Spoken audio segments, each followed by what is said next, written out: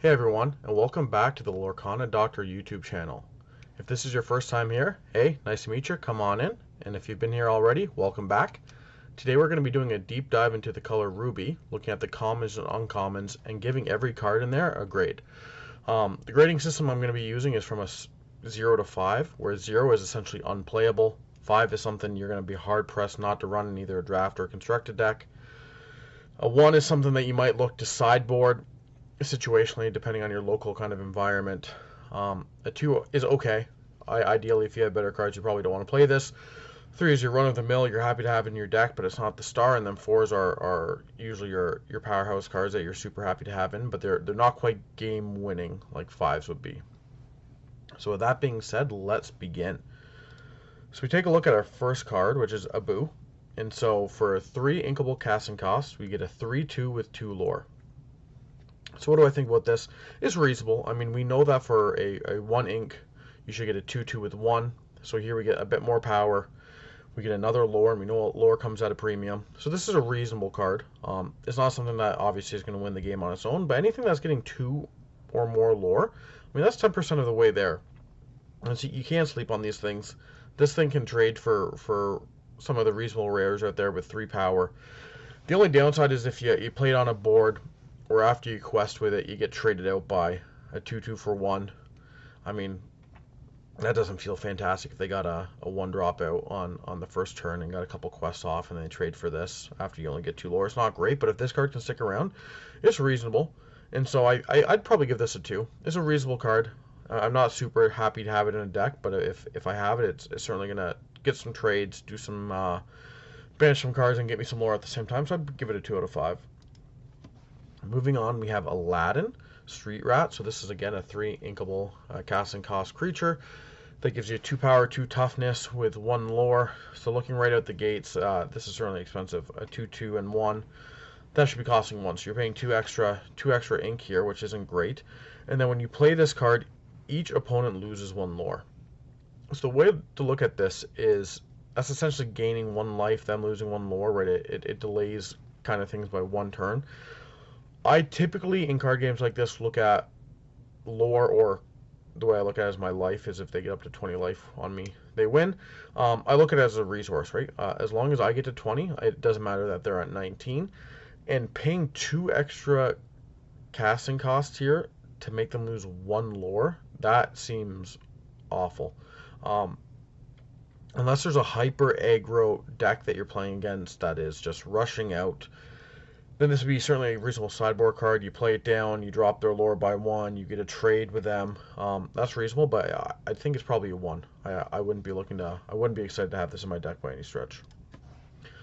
Next we have Elsa, the Ice Surfer, 4 inkable casting cost, gives you a 3/4. That's reasonable with 1 lore, a bit less than impressive for 4. And then the ability is Ask No Blizzard. Whenever you play a character named Anna, ready this character, and then anytime something like this happens, that character can't quest for a second time. So it's not anytime Anna's in play you just get to untap. You have to actually play Anna on the turn to get a single, like, untap this once. That doesn't seem good. I mean, paying 4 for a 3/4 for 1 quest, for 1 lore, and then occasionally, if things go well, you get to untap it once. That doesn't seem very good. Seems too much for casting costs. It's a reasonable body on the playing field, but for 4 mana or 4 ink, I'd hope you'd get more. And so I'd probably put this at a... I put this at a 1. It's playable, but I certainly wouldn't be happy playing this card. Up next, you got Gaston, which is 2 inkable. Casting cost for 4/2 with a Reckless, so that means you can't quest, and you can only challenge, and you have to challenge, so sometimes you get bad trades. This is a reasonable card, actually. At 2 inkable casting cost, either 1, you're playing it as an ink itself, and that's fine. 2, it's a cheap card. 3, you're going to trade up most of the time. And so what's going to happen is you're going to play this card, they're going to have a 4 toughness card, and they're just not going to tap that card that turn, right? They're not going to quest that turn, and they're going to tap their 2/2 for 1. So that does 2 things, right? You trade this card for a 2/2 for 1. That's not fantastic, but you delay their 4 toughness creature from actually questing that turn, or exerting that turn, or tapping that turn for its ability. So it slows them down most likely. You're certainly going to go 1 for 1 for card advantage Hopefully your opponent doesn't kind of realize and you trade in something bigger.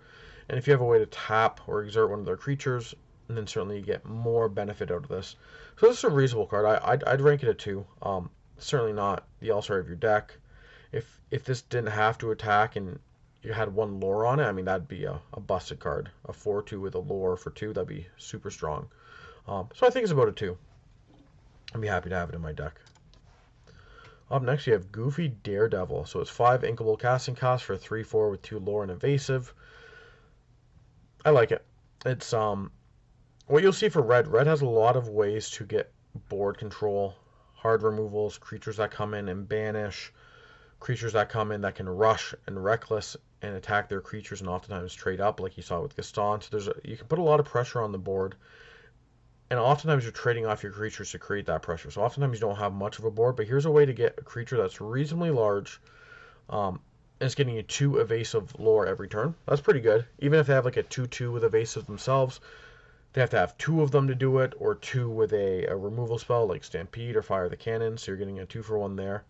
The only downside is it's a little expensive at 5, but obviously you can ink your way through. If this is in your opening hand, you're probably going to drop it as one of your first inks, so that's reasonable.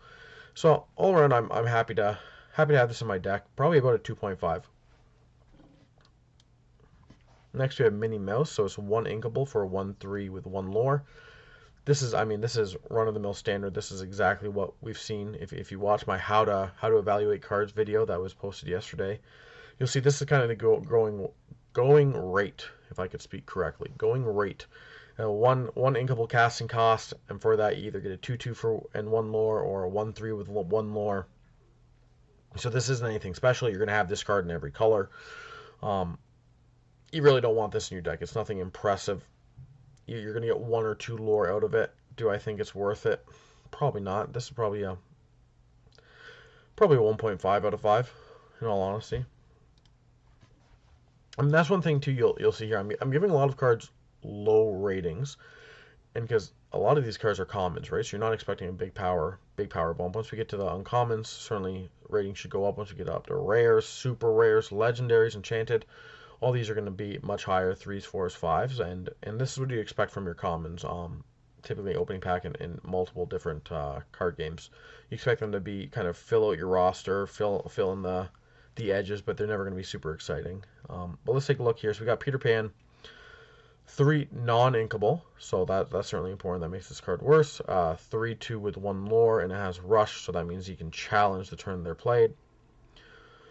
So essentially, if you wanted to take a look at what you get for 1 casting cost inkable, you get a 2/2 for 1 lore. So I mean, here you're getting 1 power and rush, but you're giving up 2 additional casting costs, and you have to. It's non-inkable. I mean, that's infinitely worse. So this is almost worse than just your basic Minnie Mouse that we just saw. This is worse than your base card. If you're playing a deck where you really need to get board control and take out every creature they potentially have, that's fine. I'd give this a 1 out of 5. I'm not big on this. I mean, if it was inkable, I think if this card was inkable, it'd be a 2 to 2.5. But having this card and you're not able to ink it, and you're not even super excited to play it, yeah, that's not a strong start. Next we got Pongo. 4 inkable casting costs for 2/3, so stat line isn't great. 2 lore, which I'm a big fan of, and evasive. So this is much like the Goofy. They both have 2 lore. They both have similar kind of power and toughness, and this one just comes out a turn earlier, 4 instead of 5. I'm happy with this. I'm happy to have it in my deck. I think I'd probably get some spots in my red deck typically. So I'll probably get a 3. This is probably one of the first cards that is certainly reasonable, especially with the evasive. If this didn't have evasive, I don't even know if it'd be playable. It'd just be taken out the first turn. But with evasive, if they don't have an evasive creature, they're going to have to use a premium removal spell on it. And if they don't have an answer for this, just getting 2 lore starting from turn 4, turn 5 on continually, I mean, that's going to win you the game pretty quickly. So I'd give this a 3 out of 5. Next we have Scar, the Fiery Usurper, 4 inkable casting cost for 5/3 and 1. I mean, this is just a generic card. Comparing it to the one we just saw, I mean, both were 4 casting cost. The previous card had 2 lore. This has a bit better stats. This couldn't even trade into the old card. I mean, this is fine if you have it. This is okay to give it a like a 2, but I wouldn't be excited. You could be looking at shifting in some of your scars, but this is pretty expensive to be your shifting base, so I wouldn't be excited for that either. Next, we've got Sergeant Tibbs, a 2/2 with 1 lore for 1 converted inkable casting cost. I mean, this is your baseline creature. It's fine. You're probably going to run 4 of some sort of these in your deck at some point. You need an early board presence. You need something that you can play on turn 1. You also need something that gives you a body and can start questing or challenging depending on what you need, and something that's inkable. So I mean, this is it's not going to win you the game. It's not the all-star. It's probably a 2. I'm going to play it in my deck. I'm going to be happy to play it. You need this spot filled out. There's not a lot of better 1 casting cost creatures out there. So that, yeah, this is just the run-of-the-mill 2/2 for 1 that you need in your deck. Up next, we've got He's Got a Sword, which is an action. It's for 1 inkable casting cost, and chosen character gets +2 power this turn. What do I think of this? I think it's unplayable. I think it's a 0. You're going to play this card. Best case scenario, it takes out a creature if you have a creature that doesn't die to it. I think most of the time, if you're attacking up into a bigger creature, right, a creature like a 5/5, and you've got a 3/3, you're going to lose your 3/3, and you're going to lose this card, as well as the ink to play this card to get rid of one of their cards. I am not excited to play this card at all. I don't think it would make any of my decks. I'd rate this a 0. Same thing with Tangle. I think this is a hard 0. So this is 2 inkable casting costs for each opponent loses 1 lore. Like I said, I don't really mind them getting lore as long as they don't get 20 lore. And so the idea that I'm going to donate 1 card to get rid of 1 lore, I'd much rather this be a 2/2 creature for 1. That's even cheaper. That banishes one of their questing creatures and then gets rid of them getting a lore every turn, right? That's what you should be doing. Your cards have to have an impact on the board state. And that's the bottom line. You either have to get card advantage by drawing cards, digging through your deck, getting answers you need, or you have to be impacting the board state either by denying their creatures or getting creatures of your own on the board. I mean, just if this was the same thing, I wouldn't pay 2 to get 1 lore, right? I wouldn't. If this said you gain 1 lore, that'd be an awful card. No one would play that. And so I think this is unplayable. I think this is a 0. I wouldn't have it in any of my decks. Next we have Captain. 5 inkable casting costs for a 6/5, so good stats at the gate, and 1 lore. I mean, this is just your big creature who's going to trade for 2 or 3 of their smaller creatures. This is fine. This isn't exciting, but this is a 2. If you have it and you don't have anything better, put it in your deck, but hopefully you get some more 3s as we go along. Next, we've got Donald Duck. So for 2 inkable casting costs, you get a 2/3 with 1 lore. I mean, this is fine. So this is your answer to the 1 drops, right? They play a 2/2 for 1, and you play a 2/3 for 2. You eat their creature on the challenge, and then you start questing, and then they have to waste a turn challenging back in. This is fine. I'd be happy to play this. Probably give you 2.5 out of 5 here. Okay, let's take a look at our next card here. Moana, the Chosen by the Ocean. 5 inkable casting cost for a 2/6. I do like that. The 6 toughness, this is going to stay around, which is particularly good when it's paired with the 2 lore. It's probably going to take 2 or 3 challenges to banish this creature. Oftentimes you're getting quite a bit of lore out of it, and then it has the ability, this is not who you are. When you play this character, you may banish chosen character named Taka. So what do I think of this card? I think this card is very dependent on either the overall meta, if you're playing at competitive tournaments or in your local game store environment here. I think the Ruby Taka is not a very good card. I think you pay a lot for it. I think it has drawbacks in that it can't quest at all. And the drawback that it has to attack and they can set up the blocks with Reckless. I don't think that's going to see a lot of play. The Steel Taka, however, is much better. It's inkable. I mean, we'll get into it. It's got multiple lore, can get a turn. There's lore swings. I think the Steel Taka is quite good, which is a legendary. So if the Steel decks are playing Taka, this card is excellent. If you're not against a Steel deck, I mean, this is probably a 3.5. Because you're getting 2/6, 2 lore for 5. You can ink it. This is a good card. I'm happy to play this card even not in a steel deck or against a steel deck. And then if it is against a steel deck, I mean, this is fantastic, right? You banish their big creature that they paid 6 for free, and then you get your creature out anyways. That's a blowout. That's a 5. If you're playing a steel deck that has Taka, this is a 5, and if you're playing just normal deck, yeah, this is certainly good. This is 3.5. So this card is, I'm happy to play this in my deck whenever I get a chance. Okay, so let's take a look at our next card here. So we have Rapunzel. 6 non-inkable casting costs. That's important. Quite expensive. You can't play it early to get ink if you need to. 5/4, so it's got a good stat line. 2 lore, which is quite good.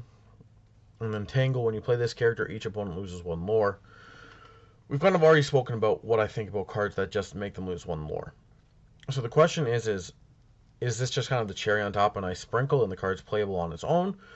Or is the card awful and you shouldn't play it? So taking a look here, I mean, if this was 6 inkable, it'd be infinitely better. But the fact that it's 6 non-inkable, it makes it tough. I mean, the stat lines here are reasonable. A 5/4, 2 lore for 6. I mean, but comparing it here, 1 cheaper against Moana. It's 1 cheaper for Moana. You get an inkable for Moana. You get 2 lore. I mean, essentially what you're trading is a bit better stat line. I mean, this is better to trade up. It's okay. I'd be happy to play this. And the 1 lore, them losing 1 lore isn't nothing, but it's probably a 3. It's really tough having a 6 casting cost. If you draw this in your opening hand, you never get up to 6 because you don't have ink and you're hoping to play something and you can't do anything with this card. That you draw a second one. That feels really bad. I think a card has to be exceptionally strong if you're above 5 casting cost and non-inkable. I think it has to be exceptionally strong to really be worth it. So this is okay. If it's in your deck, it's in your deck. If it fits your deck and you need a big body that can quest at some point and challenge at others, I think this is fun. But hopefully you have better answers. Up next, we have Tigger, which is a 6 casting cost inkable, so again, very important. 4/4, good body. It's got 2 lore, and it's evasive. I think this card is good. You're going to get this out. When you get this out, it's going to feel good. You got a big body that you can attack when you want to attack. That can probably take a hit from an evasive creature too when you want to. That's getting you 2 lore a turn. This is reasonable, and it makes it much more reasonable. So again, this is the big comparison between the last 2 cards we saw, right? So this is 6 casting cost, and Rapunzel was 6 casting cost. And so Rapunzel had 1 more power, and the opponent loses 1 lore. So the question is what would you rather have? Would you rather have 1 less power, 1 more lore, which we know comes at a premium? Sorry, I shouldn't say that. Same lore. That's incorrect. Same lore, but you gain evasive, and evasive means you're going to get more lore over time. I mean, to be able to ink this and it's evasive, that's way better than 1 power and them lose 1 lore. Way better. And so I'd give this probably 3.5. I'm happy to play this in my deck. Next, we have Cut to the Chase, 2 inkable casting cost action. Chosen character gains rush this turn, so that means they can challenge the turn they play. So when are you going to play this? You're going to want to play this. So there's 2 things to this, right? You need to play a card. You've already need to have played a creature card the same turn you play this. So you're not going to play your 8 cost creature card at the same turn you're playing this, right? Because that's 10 ink, so that's not going to happen. So get the ideas out of your head. They're going to be playing your big bombs and throwing this down on the same turn and letting it challenge once and then using an item to untap it and then quest with like that's really not going to happen. So when are you going to use this on smaller creature cards?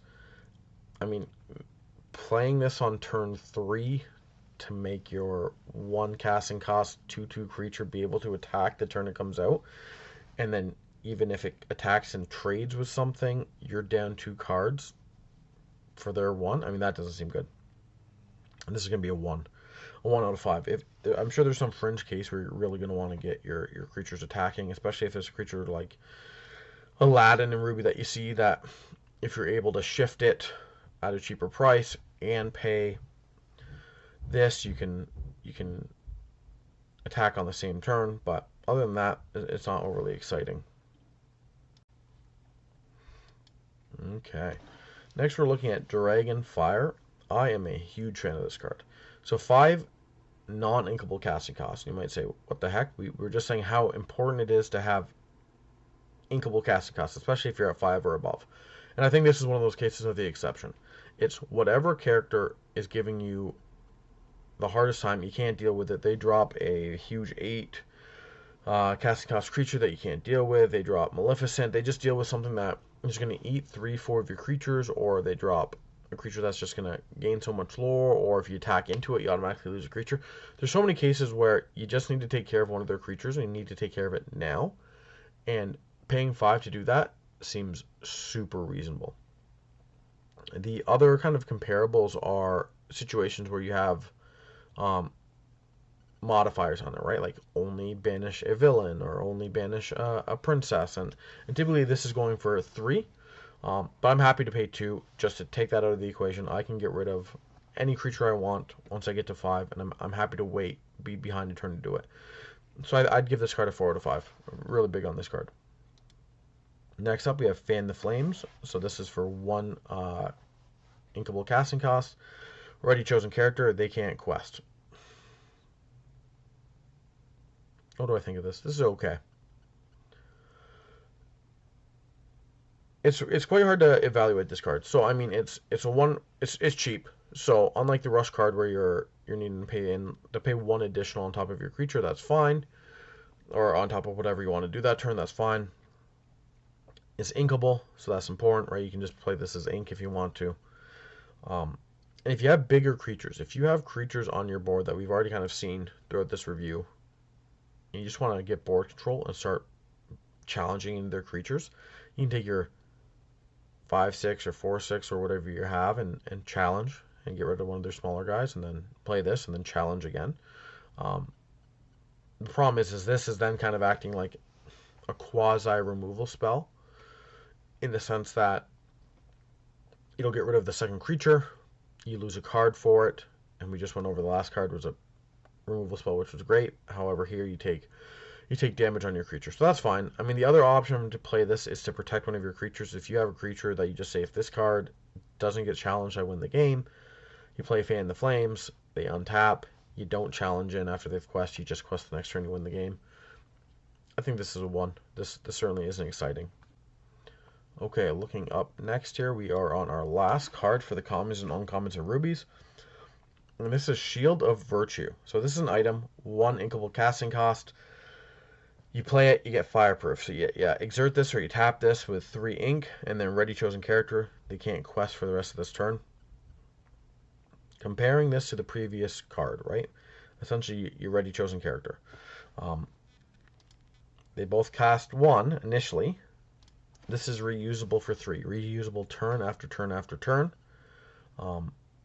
This is a much better card, right? This is one that's really going to impact the board. You're going to be questing and then challenging, or questing and protecting. This is fantastic, especially if you have like a creature with ward. This is where it really shines, right? You have a creature with ward, and ward is the key word, where you can't cast a spell at the creature. You have to challenge it. So you swing in with your ward creature, you get a bunch of lore, and then you untap it. So essentially at that point you have an invincible creature they can't take care of. That can get a lot of lore through, especially if it's a high lore creature. So guys, that does it for our Ruby review of our commons and uncommons. Shortly I'll be coming out with the rares, super rares, legendaries, and enchanted, as well as coming out with both a budget and a full build out of the Ruby Sapphire deck. So stay tuned for that. If you guys like the video, please hit the subscribe button. If you have any questions, please leave it in the comments. I'm happy to respond, and drop a like, and we'll see you at the next video. Have a good one, guys.